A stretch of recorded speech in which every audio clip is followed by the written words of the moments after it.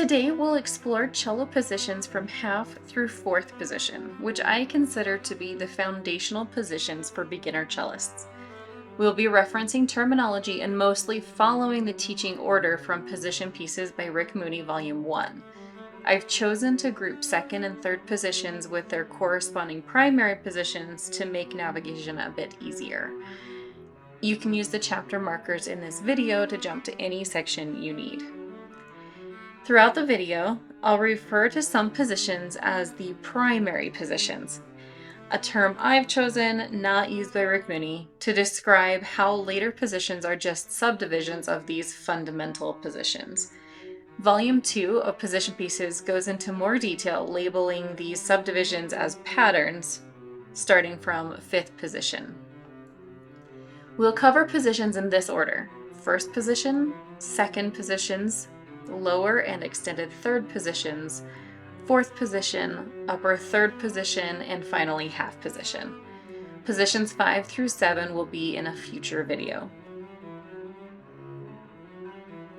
First position is the foundation for playing the cello and the first positions most cellists will learn. In first position, your fourth finger lands on G, on the D string, known as the target note. Target notes help orient your hand and adjust other fingers for better intonation.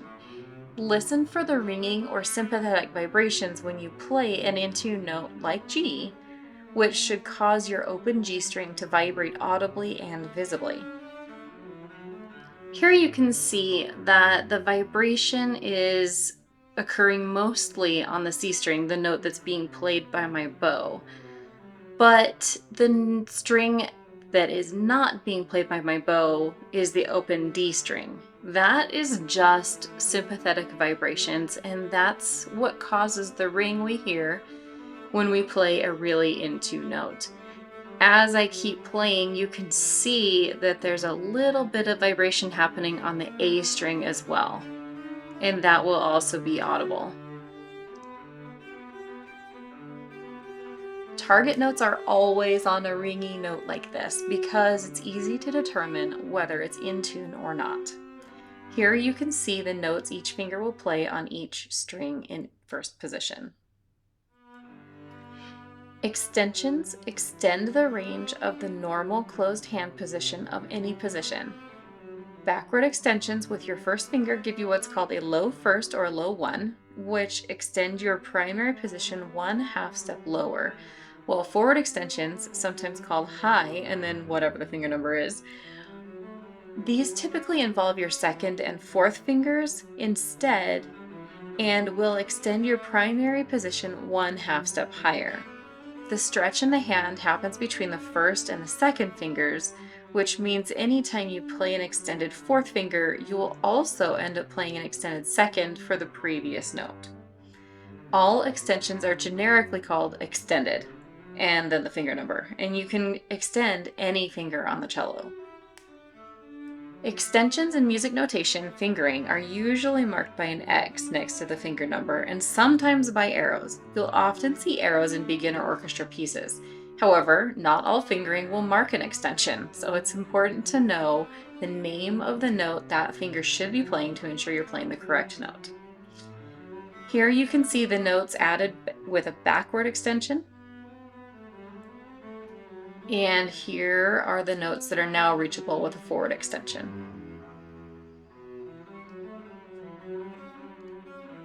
Second position can be divided into 3 subpositions: upper, lower, and extended second. Some people and music notation don't distinguish these, but learning the differences helps with efficient sight reading and understanding whole and half steps within the position. You can refer to all of them as generically second position. To start, you can find upper second position by replacing your fourth finger from first position with second finger in the same place. This is your target note, which should still create sympathetic vibrations like we discussed in first position. In this position, no extensions are needed. Here are the notes that you will play in upper second position, with each finger on each string. To find lower second position, third finger replaces the fourth finger in first position. There are no extensions in this second position either, and it's a great position for playing flat, heavy keys with relaxed vibrato because we don't have any extensions, thus avoiding hand tension. Here are the notes that you will see and be able to play in lower second position.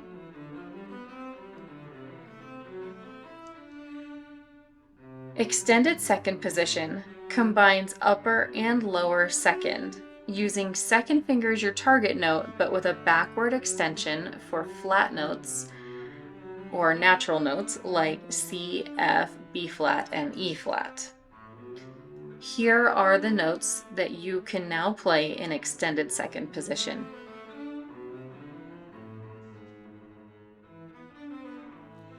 Like second position, third position has lower, extended, and upper variations, but for the sake of clear target practice and discussion, we will save upper third position for later after we talk about fourth position.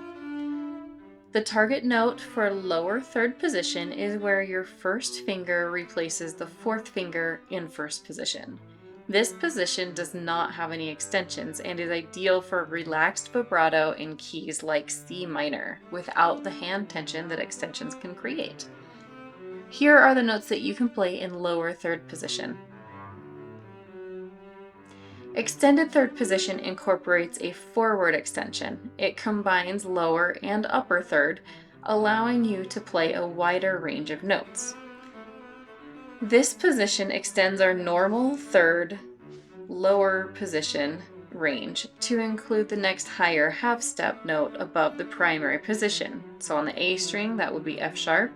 On the D string, that would be B natural.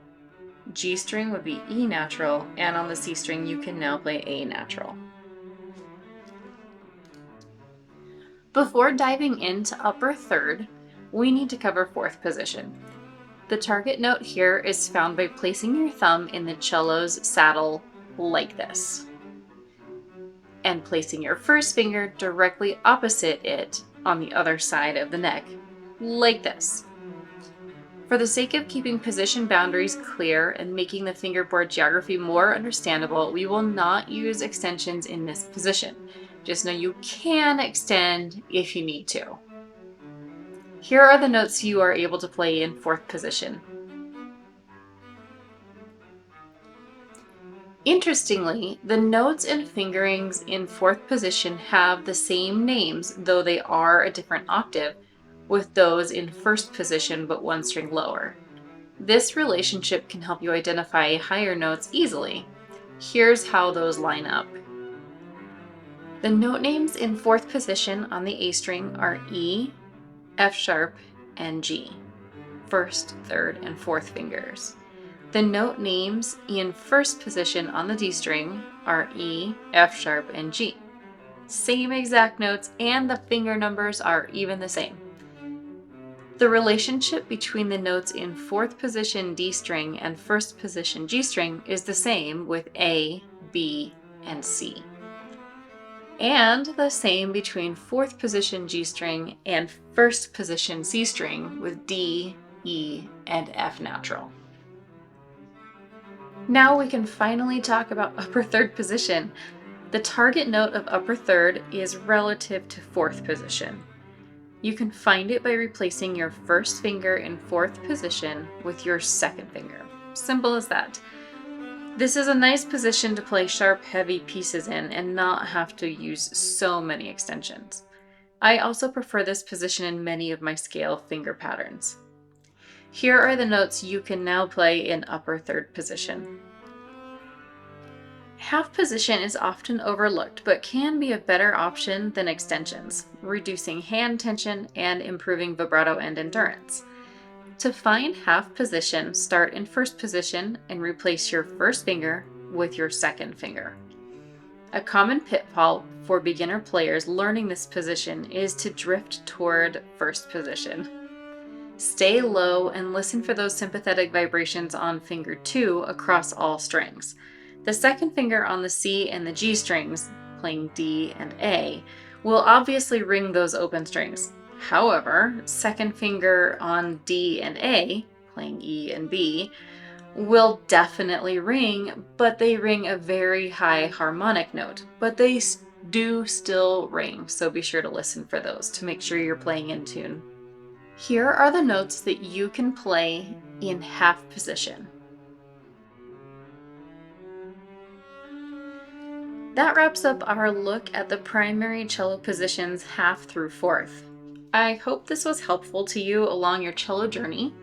Remember, these are the foundations, and learning them will prepare you for more advanced shifts and techniques in the future. I will cover positions 5 through 7 in an upcoming video, hopefully soon. Happy practicing!